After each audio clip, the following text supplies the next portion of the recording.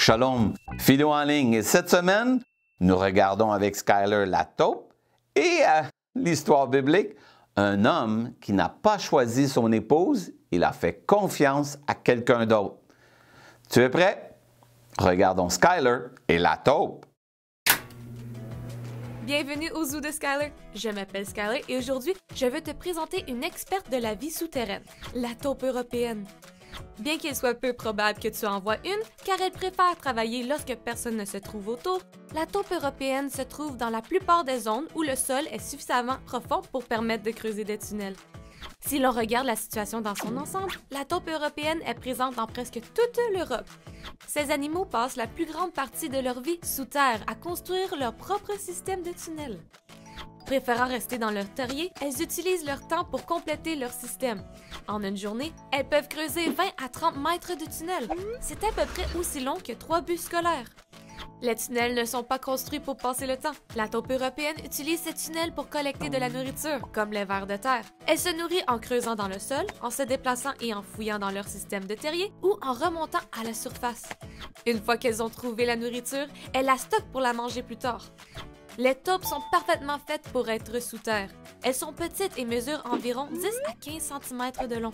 Elles ont de courtes pattes avant, robustes, qui sont tournées vers l'extérieur, avec de larges griffes, alors que leurs pattes arrière sont beaucoup plus petites. Cela les aide à creuser et à se sauver dans le tunnel. Leurs petits yeux sont cachés par la fourrure, leurs oreilles ne sont que des petites crêtes, et elles ont un bon odorat. Tous ces traits leur permettent de creuser sans trop de difficultés. Elles ont même des cellules sanguines spéciales qui les aident à respirer l'air dans leur tunnel qui contient moins d'oxygène que l'extérieur. Bien que la plupart des gens croient que les taupes sont aveugles, ce n'est pas vrai. Elles ont simplement une mauvaise vue. Lorsque la taupe creuse ses tunnels, elle ne voit pas ce qu'il y aura quand elle creusera. Elle creuse simplement pour étendre son système et, avec un peu de chance, pour trouver une bonne friandise. As-tu déjà ignoré ce qui allait se passer ensuite, comme déménager dans un nouvel endroit ou voir les règles changer d'un seul coup? As-tu déjà eu peur de faire quelque chose de nouveau? Est-ce qu'on t'a déjà demandé de faire quelque chose que tu n'avais jamais fait auparavant? Même si la taupe ne sait pas exactement ce qui va se passer dans le tunnel, elle peut compter sur ses sens pour continuer à creuser. Lorsque nous ne savons pas ce qui va arriver, nous pouvons faire confiance à Dieu, parce qu'il sait. La Bible nous dit que les projets que forme le cœur dépendent de l'homme, mais la réponse que donne la bouche vient de l'Éternel. Cela signifie que même si tu planifies tout, Dieu te donnera le bon chemin à suivre. Tu peux donc lui faire confiance pour te guider. Et lorsque tu ne sais pas ce qui t'attend, rappelle-toi ATP. Arrête-toi et prie. Wow! Tu as vu? La taupe, elle ne voit pas bien et elle creuse. Elle doit faire confiance. Alors, nous aussi, parfois, on doit faire confiance à Dieu parce qu'on ne voit pas. Non, la Bible dit ceci, les projets que forme le cœur dépendent de l'homme, mais la réponse que donne la bouche vient de l'Éternel. Ça, c'est dans Proverbe 16:1. On doit faire confiance à Dieu lorsqu'on est incertain ou on a peur un peu. On fait confiance à Dieu. Tu es prêt? L'histoire biblique, un homme qui a dû faire confiance à Dieu et à un autre homme pour choisir sa femme. Oui, on regarde Isaac et Rebecca.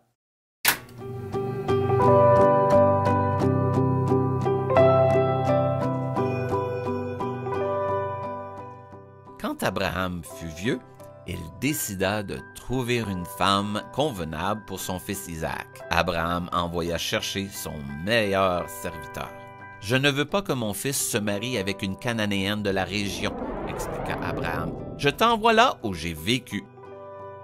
Tu y trouveras une femme pour Isaac. Mais, dit le serviteur, et si elle ne veut pas revenir avec moi, est-ce que je devrais lui amener à Isaac? Si elle ne le veut pas, répondit Abraham, ta tâche sera terminée. Dieu a promis de donner cette terre à mes descendants. Le serviteur rassembla 10 chameaux et les chargea de provisions. Puis il partit pour Aram en Mésopotamie, où vivait Nachor, le frère d'Abraham. À son arrivée, il s'arrêta à l'extérieur de la ville et fit s'agenouiller ses chameaux près d'un puits. Alors le serviteur pria, « Seigneur Dieu, quand les femmes viendront au puits, je leur demanderai à boire. Si quelqu'un dit « Buvez », et j'abreuverai aussi vos chameaux, qu'elle soit celle que tu as choisie pour Isaac. » Pendant qu'il priait, une femme appelée Rebecca vint au puits. Elle portait un pot d'eau sur son épaule. Le serviteur demanda à Rebecca de lui offrir de l'eau. Elle descendit rapidement la jarre et lui donna à boire. Elle lui proposa de puiser de l'eau pour les chameaux. Le serviteur regardait Rebecca faire des allers-retours depuis le puits pour remplir un abreuvoir afin que les chameaux puissent boire. Quand elle eut fini, il lui sortit 2 bracelets en or. Le serviteur demanda « Qui êtes-vous? »« Je suis Rebecca, la fille de Bethuel. » Le serviteur était satisfait, car cela signifiait que Rebecca était apparentée à Abraham. Il inclina la tête et adora Dieu.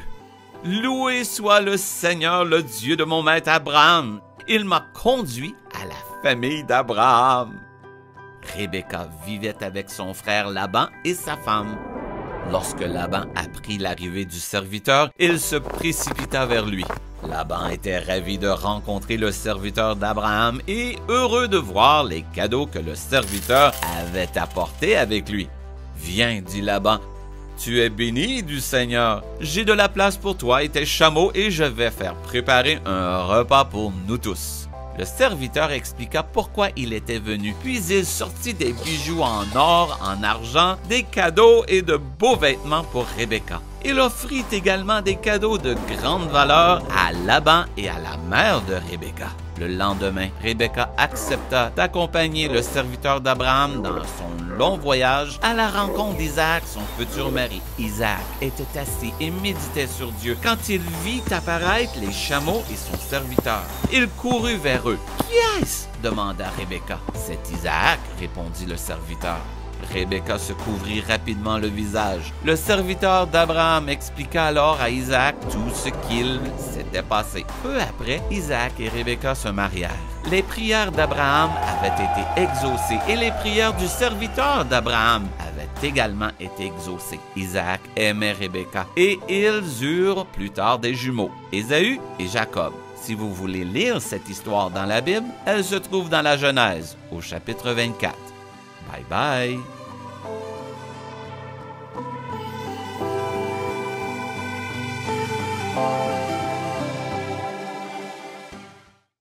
Tu vois, Isaac a fait confiance à Dieu et à l'homme.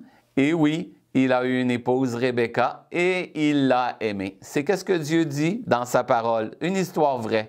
Nous aussi, on doit faire confiance. On se souvient du verset, hein? Les projets que forme le cœur dépendent de l'homme, mais la réponse que donne la bouche vient de l'Éternel. On fait confiance à Dieu, notre Papa dans le ciel, parce qu'il nous aide à avoir confiance. Parfois, on est insécure, on est nerveux pour des choses nouvelles. Ah, ça me rappelle la mission de la semaine. On la regarde ensemble, tu vas voir. Voici ta mission. En famille, tu vas parler de comment tu te sens lorsque tu commences quelque chose de nouveau. Ça peut être aller chez un médecin, un dentiste, commencer une nouvelle classe d'école ou rencontrer une nouvelle amie. Quelque chose que pour la première fois tu fais, comment tu te sens. On le partage en famille. Ensuite, ATP. On s'arrête et on prie pour demander à Dieu de nous aider quand nous avons besoin de faire de nouvelles choses. Bonne mission! Tu as vu, c'est simple. Tu parles avec tes parents, bien, c'est comment tu te sens quand tu fais des choses pour la première fois.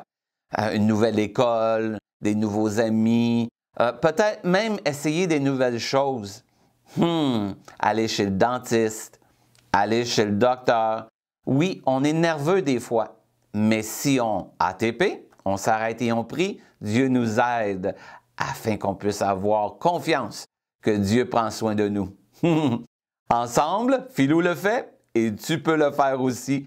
Et après avoir parlé avec tes parents, n'oublie pas, on prie en famille parce que Dieu est là pour nous aider dans toutes circonstances. Tu es prêt à chanter? Philou veut chanter et célébrer parce que mon Papa dans le ciel, Dieu et Jésus sont avec nous. Ici Philou en ligne qui te dit Shalom!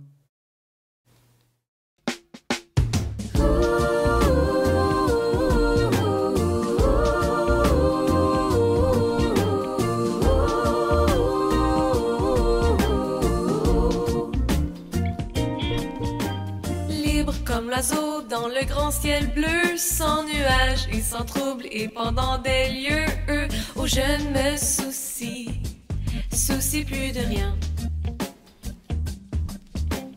Oui, Dieu m'aime, il m'aime en premier, il m'a sauvé lorsque j'étais perdu. Oh, je ne me soucie plus de rien. Vers la gauche je vole, vers la droite je glisse, oh, je ne me soucie plus de rien.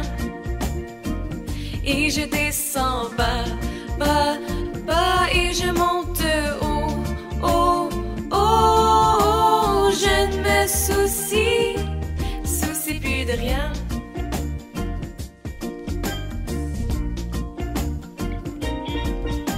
Libre comme l'oiseau dans le grand ciel bleu, sans nuages et sans trouble, et pendant des lieux où je ne me soucie plus de rien.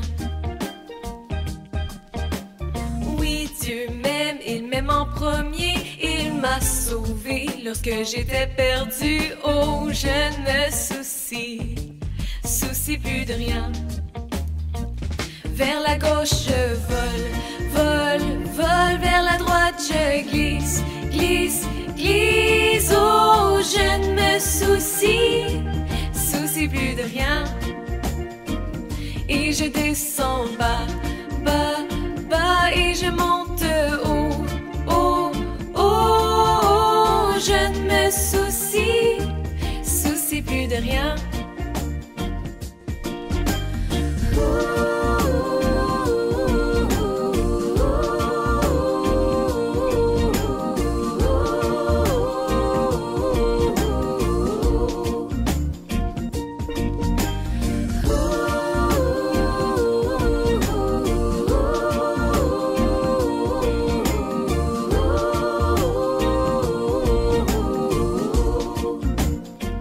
Vers la gauche je vole, vers la droite je glisse, oh, je ne me soucie plus de rien. Et je descends bas, et je monte haut, je ne me soucie plus de rien. Oh, je ne me soucie plus de rien. Oh, je ne me soucie plus de rien.